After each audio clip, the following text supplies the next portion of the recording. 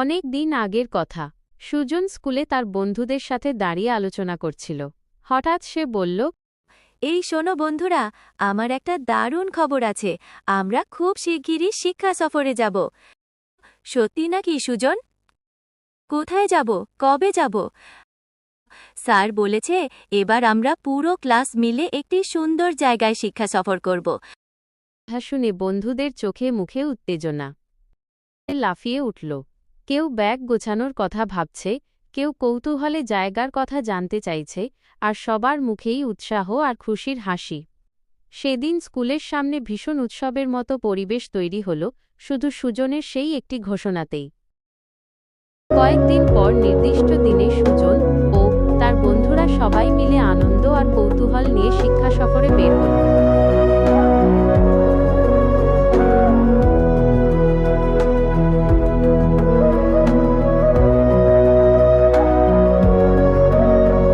হাঁটতে হাঁটতে তারা নদীর ধারে পৌঁছে গেল।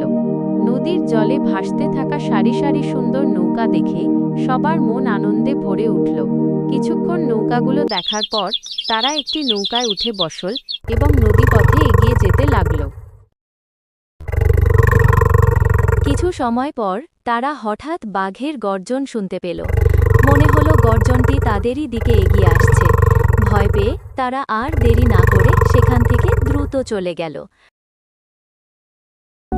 নৌকা থেকে নেমে চারদিকে একবার তাকিয়ে তারা বনের ভেতরের পথ ধরে হাঁটা শুরু করল। চারপাশে উঁচু উঁচু গাছ, ঘন ঝোপঝাড় আর অচেনা পাখির ডাক শুনে পরিবেশটা ক্রমেই রহস্যময় হয়ে উঠছিল। শুকনো পাতার ওপর পা পড়তেই মচমচ শব্দ হচ্ছিল, আর সেই শব্দে তাদের মনে অজানা এক শিহরণ জেগে উঠল। হঠাৎ সামনে জাল দিয়ে ঘেরা বেড়া চোখে পড়ল। বেড়ার ভেতর থেকে সিংহের গর্জন আর বাঘের ভয়ঙ্কর দৃষ্টি তাদের কাঁপিয়ে দিল। বানর আর ভাল্লুক এদিক ওদিক দৌড়াচ্ছিল, আর অদ্ভুত শব্দে চারপাশ ভরে উঠেছিল। এরপর দীর্ঘ পথ চলার পর তারা একটি বাড়ির সামনে এসে দাঁড়াল। বাড়িটির গায়ে বড় করে লেখা ছিল বোর্ডিং।